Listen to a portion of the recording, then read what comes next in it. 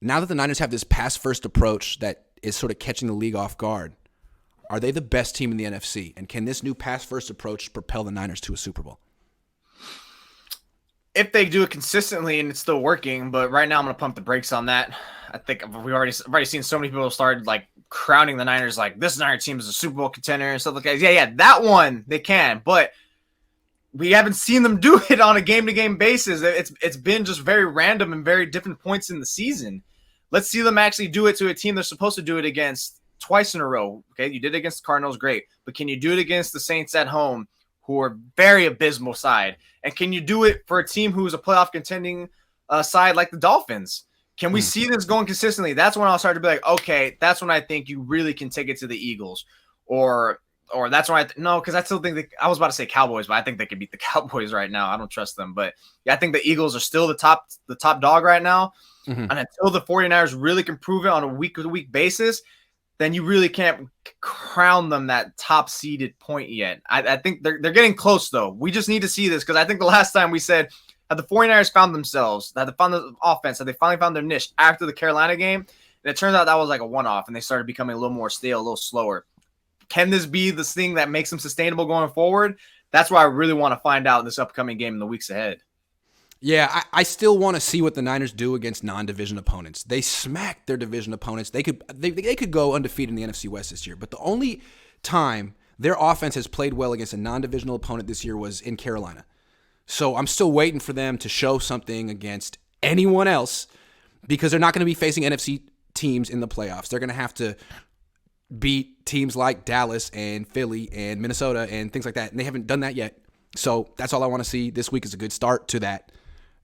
Put it on the Saints. If you beat the hell out of the Saints like you did the Cardinals last week, then no one's going to be talking about the Niners' record against the divisional opponents. That'll just be a fluke from earlier in the season. Right now, we don't know if it's a pattern or a fluke. We don't know. My pushback on that thing being in the division, look, and I get they understand it, is Arizona's been whooping their ass for the last 2 to 3 years. Mm-hmm. Where it's not been the same way as like the Rams, where they've had their own pretty much their own leg above them. I would just. But all I'm saying is the Rams and the Cardinals suck this year. Okay, yeah, that's true. They do. They suck, but. And I'm not sure the Niners will win in Seattle in a few weeks. That'll be a tough. That's going to be a tough game. Them at home. I mean, yeah, when the Niners were at home last year. Yep, that's true. Arizona did. We've been saying it. I just feel like this Arizona. I mean, you saw what happened. Like one of their coaches got fired in Mexico. Like that team is in disarray. I don't know what the hell is going on over there. I don't get it. It's it's definitely looking like a terrible clown show. It does. Drewber89 says, we play the Saints almost every season. There has to be a McDaniel game plan somewhere in the filing cabinet open. The plan is to turn it up. That's true. They face the Saints a lot of times. And what, are they going to be facing Andy Dalton? Are we really expecting Andy Dalton and Chris Olave to like do something against the Niners that freaking Justin Herbert couldn't? Like, no. Like, the Niners should destroy this team. And I expect they will. Yeah, they should. I think I watched the first half of the Rams. So wait, hold on. Are they the best team in the NFC? Niners, no. Yeah, we can't say that yet. But these next 5 games, if they go 4-1, then you could say probably yeah. I mean, if they beat Tampa and Seattle on the road and New Orleans, you could say maybe yeah. But we'll see. Well, the other thing I want to ask about, I want to talk about with Jimmy. This new pass-first approach, that's the second part of the question. Can it propel the Niners to the Super Bowl? Yes, it's the best way for them to play offense, but it still depends on 3 players who I think lack mental toughness. 3 people. Mike McGlinchey, Jimmy Garoppolo, Kyle Shanahan. I don't care what the approach of your offense is. In the fourth quarter of a big game in the playoffs, what are those 3 guys going to do? That's my question with this team. Those 3 guys. Sorry. Yeah, I think how would you rank it? I think I'd put 3 McGlinchey, 2 Kyle. No, 3 McGlinchey, 2 Jimmy, 1 Kyle in terms of like how prioritized it's going to be and like who needs to actually be strong. Because if Kyle's like calling like a timid game, which we've seen countless times where he starts to forget about who he has to use, if he doesn't ride the hot hand, or we've seen it definitely tip over on their shoes. It's not good if it gets to that point. But the mental toughness point. The mental toughness point, that's definitely something we got to see. And I think that's going to come up when the games, like the Seattle game, I think that's going to be one. Miami too, but I think the Seattle game, that's when it's really going to be like the maximum efficiency of the stress test. Yeah.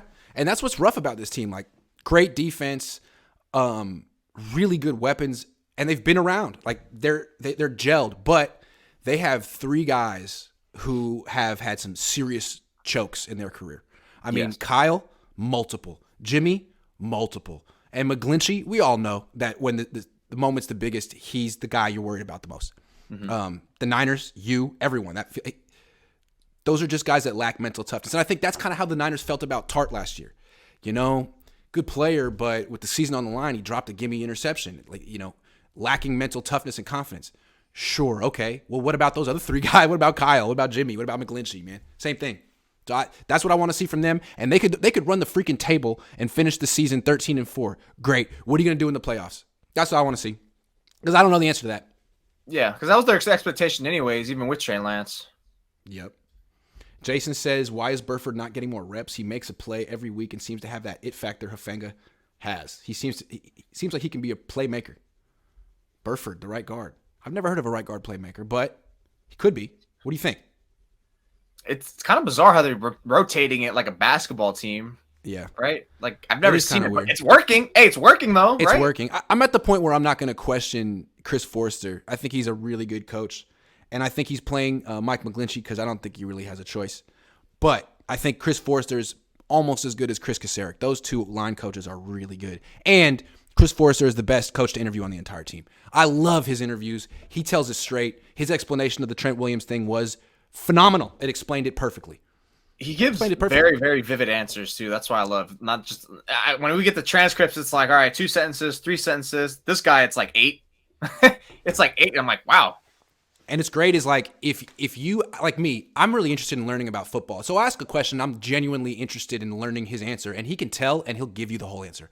It's like he's teaching. And that's why I feel he's a good coach. He's a legit teacher. And you can feel it as a journalist in these press conferences. Some people want to learn. Some people just want to ask questions for their articles. I want to learn. I talk to coaches off the record. Some coaches feel it and will teach you. Sala was that way. Forster's that way. Those are legit. Good coaches have to be legit teachers. And those guys are legit teachers. When I talk to Forster, it's like talking to Mike McDaniel. He's that smart. And I wouldn't be surprised if Chris Forster and Mike McDaniel are extremely close friends who talk football in depth. They seem very similar. Good on Forster for being that, too, because people understanding offensive line play is not common knowledge. That's something I think we all can brush up on. And it's not only does he understand it conceptually, like he puts together the run game, the X's and O's, but he can coach each offensive lineman up. I mean, what would Aaron Banks be right now without Chris Forster? What would Spencer Burford be? Jake Brendel. Yeah, man, this guy's really good. Because Chris Kasarik is good too, but he gets premium players. First-round picks, second-round picks. This Forster, they're like, hey, man, we got a 5th-rounder for you. Good luck. Hey, we got Jake Brendel. Good luck. He's like, cool, that's all I need. It's crazy how all that interior concerns we had training camp, it's like, what concerns? They look fine. They look great. Yeah, and again, that's Chris Forster's credit. Like, these guys are not premium players. One-on-one in training camp, they weren't dominating. This is a guy who really, really can coach a unit together. I'm impressed. Double B Studio says Cardinals coach got fired for sexual assault. That is correct. Very bad. You could look it up. Jason, really, the fact that Chris Forster ruined his career in Miami worked out very well for the Niners because when he was in Miami, I think he was getting like 7 figures a year to be a position coach, which very few guys get that. That means you're at the top of your craft and everyone recognizes it and a lot of teams want you. Then he did what he did. You could look it up. People make mistakes. Now he's here, and look at the Niners. I mean, he's the best offensive line coach they've had since Mike Solari back when Harbaugh was here. Sorry, Womack got my rookies mixed up. Womack. Yeah, he does need a chance. I think Womack's pretty good. His coverage is good. They benched him for no reason. That's another guy, a rookie on the bench right now. Do not write off Womack. They just bench rookies. I bet you he's going to be a good player for the Niners. Well, he's going to be the next Hufanga, the guy who comes out of nowhere in his second year. It's like, no, he was good the whole time. That's what I think. Grant, you said back when you used to be a Niner fan. Can you explain why you stopped being one? Don't dodge. Also, we miss Vish. Hey, Vish is around, man. When I was a Niner fan, from 1994, pretty much, like kindergarten when they won the Super Bowl through college. And then I wanted to go into the family business, being a journalist, and I always knew that my dad felt you can't be a journalist and a fan. So that was how I was raised. And once I made the decision to be a journalist, it was just, you got to give it up. So that's how I felt. And then once I started covering the team, it's still with you forever. You can't get rid of the tattoo. But once you start covering the team and you're in the locker room, it's easy to not root for them anymore because it's just business at that point. You know, when you root for people, it's like they're far away and it's kind of like they're your heroes. Once you're interacting day to day, they're right in your face and they're just other people and they're not rooting for you. You're not rooting for them. It's just business. So it was easy for me to let it go. But I was, as a kid, for a very long time, Niner fan. You know what else made it easy to let it go? The freaking Yorks. God! I'm sorry. Like, that is not what I grew up in. I feel like that's a consensus with, like, everyone. It's like, ugh. Damon says LAR and Arizona have minus 59, minus 56 differential. NO is minus 18. Thank you. The Niners are plus something big, right? So this Saints team is better than the last two teams they faced. Still, they're not a good team. Are they better than last year? They had Sean Payton. No, I said they're better than the last two teams they faced. Oh, I thought you meant the Saints are better than. No, I didn't say that. I didn't say that. Double B Studio says mentality of the team, not how you start, but how you finish. Kyle's offense shows up second half of the season, and defense shows up after the first half. Yeah, what it is about that? If they actually go on the hypothetical run, you said, like, if they end up losing one or two games the rest of the way, and the offense is a big proponent of that, it's like, dude, that's like 2 years in a row now. Like, yeah, that team just confuses me. But hey, I guess they really are a second half team, and it works. I mean, they go on the runs. Yeah, but I think they should probably working on starting a little bit faster. It's great that you finish strong, but can't you start a little bit fast? Do you have to be 3-4 at week 7 every year? Is that? I guess like the same thing with basketball. It's like It's like, who cares if you start out hella raw in the first few months, but if you start collapse and you don't build momentum to the playoffs and you become a first, second round exit, I mean, it works for them. It worked for them last year. It might work for them next year. Damon Rice says Miami's plus 11, Tampa Bay's plus 3, Seattle's plus 16. We'll learn a lot. Yo, those teams have scored more than they've given up. Those are the three. Yeah, that's the 3-game stretch. And then Washington. I don't know what to make of Washington. What do you think of Washington right now with Taylor Heineke? Kind of the same thing that I thought going into that Atlanta game. They'll be a scrappy team. Scrappy. They won't bend over. They won't lay down. Like Arizona just did. Yeah, God, they did. After that, especially after that first half. Why even go to Arizona? Like, just go home. It felt like they were done in the third quarter. They were like, you know what? We're tired. We're losing. Goodbye. And then I just wanted to be like, no, we want to keep our starters in. Come on. Cliff King's Faithful Jinx says, didn't like you the first couple times I watched you. Now I don't miss a video. You're on point and entertaining. Keep up the great content. Thank you very much. I feel like everyone says that. When I first met you, I hated you. I didn't like your face. Your breath stunk. And I didn't like the way your voice sounded. But now, I think you're okay. Now, I like your content, but I still hate your face. I just want to punch it. All right, that's the show. I got to remember to not do the show on this laptop anymore. Do it on this laptop. But it worked out. It's okay. Sorry I wasn't looking at the screen most of the time. No, I'm good. No, my dad had an extra one. There you go. Yep. So look at that. All that fake adversity. You're just looking. Can you explain to me why my laptop didn't work?